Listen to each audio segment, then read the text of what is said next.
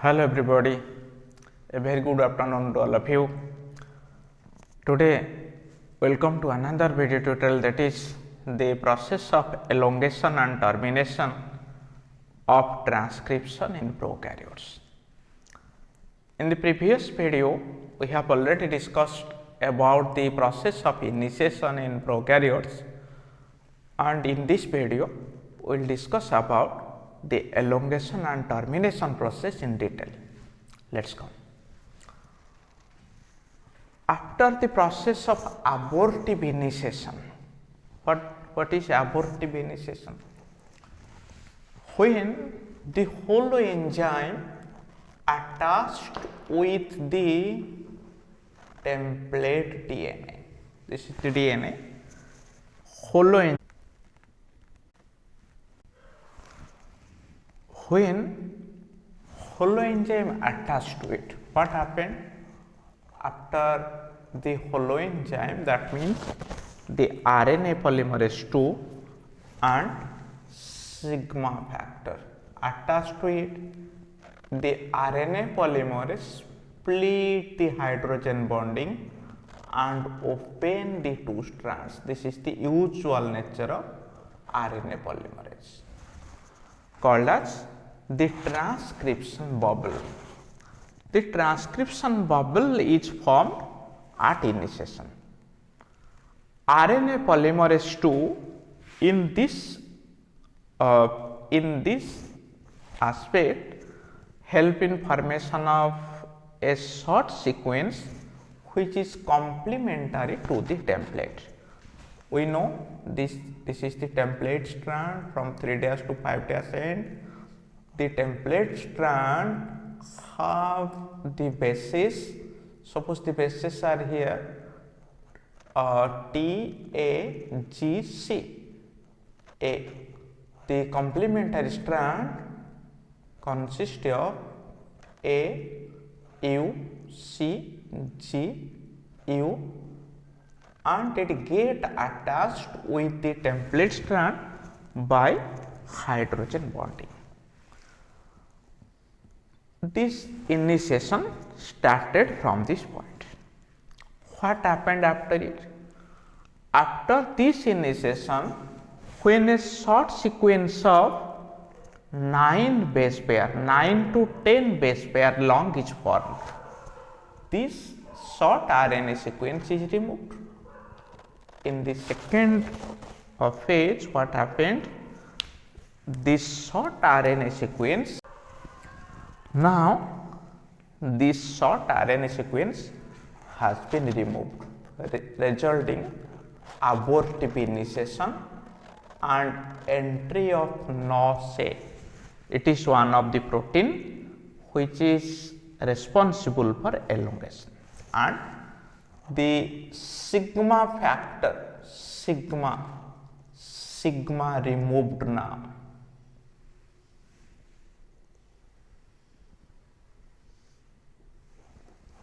Here it is the bubble formed already here.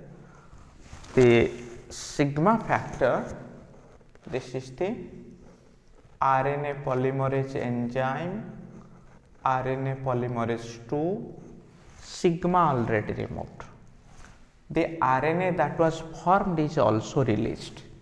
This release of RNA is called as abortive initiation. Once abortive initiation takes place, the RNA polymerase proceeds, it moves forward with the help of the NOS-A protein. Okay? The elongation factor elongates. Now, a small sequence of RNA started forming. This sequence started forming. The RNA polymerase started moving forward. RNA polymerase continuously move forward. And the bubble is formed here now. The bubble is formed here. In the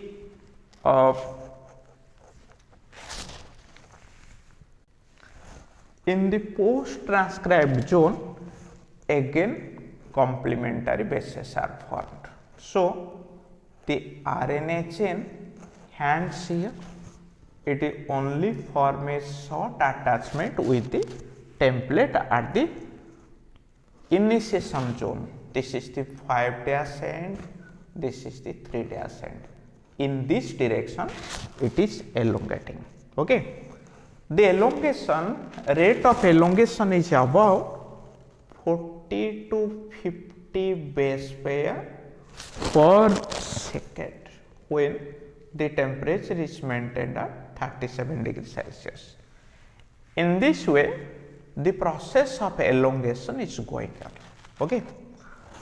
What happens after elongation? The elongation continues till it reaches the termination site. Let us discuss about the termination site. This termination takes place when the RNA polymerase reach at the terminator site. Okay. The terminator site carries certain specific properties in prokaryotes.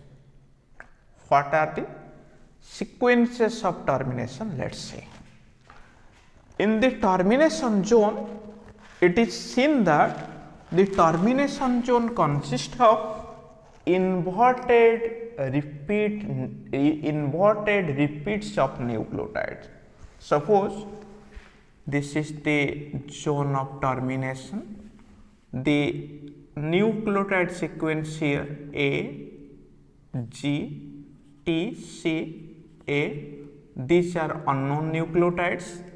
Again there is a inverted repeat. What are the inverted repeats? Inverted, it is inverted. That means here adenine. This inverted repeat consists of, suppose the nucleotide A is here, it consists of T, C is here, it consists of G, T is here, again A, G is here, C, A, it is T. These are unknown sequences at the middle which do not represent the terminator sequence. The terminator sequence consists of the inverted repeated zones. When this inverted repeated zone is copied by same RNA polymerase II, what would be the sequence? The sequences consist of adenine, means in RNA it became uracil, it became cytosine, it became adenine, it became guanine, it became uracil. Then the unknown sequences are there. Here thymine, it became adenine, it became guanine, it became uracil, it became cytosine, it became adenine. So these bases are again forming complementary sequences, and at this sequence a loop is formed. A loop is formed here. U A C A G U, here A C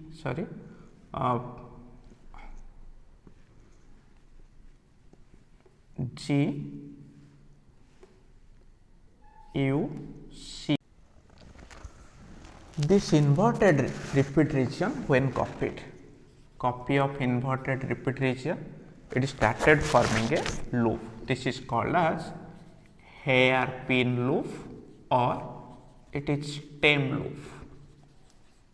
This stem loop is formed at the site of termination.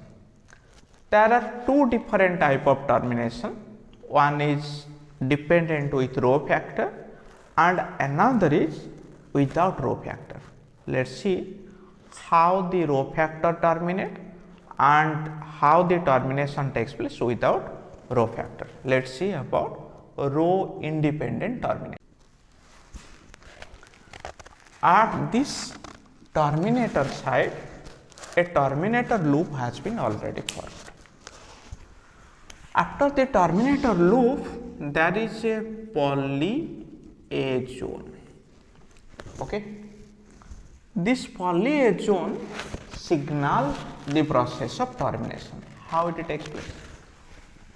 Loop is formed. The RNA polymerase move in this direction. When the RNA polymerase move, there is a pause. There is a pause. Why? Because there is a hump-like structure. This is a terminating loop. RNA polymerase, when move through the hump, it produces a jerk. The jerk creates a pressure. There are AU bonding after the terminator side, but in DNA there are GC and AT bonding. These two type of bonds, AT and GC, are more stable in comparison to AU. When the jerk is formed at the terminator side, the jerk is sufficient to split AU bonding so that the mRNA split up, mRNA break here and released, So, termination occurred without Rho factor by the help of termination site and terminator loop. Okay, this is called as Rho independent termination because there is no need of Rho factor. Let's discuss about Rho dependent termination. How the Rho factor help in terminating the synthesis of mRNA. Okay, let's erase it. In this Rho dependent termination, Rho factor carries the process of termination. So, how it is possible? Let us see. This mRNA has been already synthesized from the template strand. This is the RNA polymerase 2, it is moving, it started producing the bubble, transcription bubble, and from this bubble the mRNA chain is growing. When the mRNA chain grows, Rho factor attached to a site, or that is called as Rho binding site of mRNA. It started moving on this mRNA template. When it moves, it cannot catch the RNA polymerase 2 again because RNA polymerase move in a speed. Okay, at this terminator loop or at this stem loop, the RNA polymerase 2 becomes slower and the Rho factor can easily catch it. When Rho factor reach the site of attachment of RNA polymerase, template strand and mRNA, the Rho factor carries, it has the action of helicase unwinding. So, Rho factor split the bond and release the mRNA from the side. Here at the terminator loop region, Rho factor release the RNA, and when the mRNA released, RNA polymerase dissociated, the template strand also dissociated. That means we only obtain mRNA from it and all the machinery of transcription have been already destroyed from the site of transcription. Okay, it is all about the elongation and termination about transcription in prokaryote. We will discuss about the eukaryotic transcription in next video. Thank you all.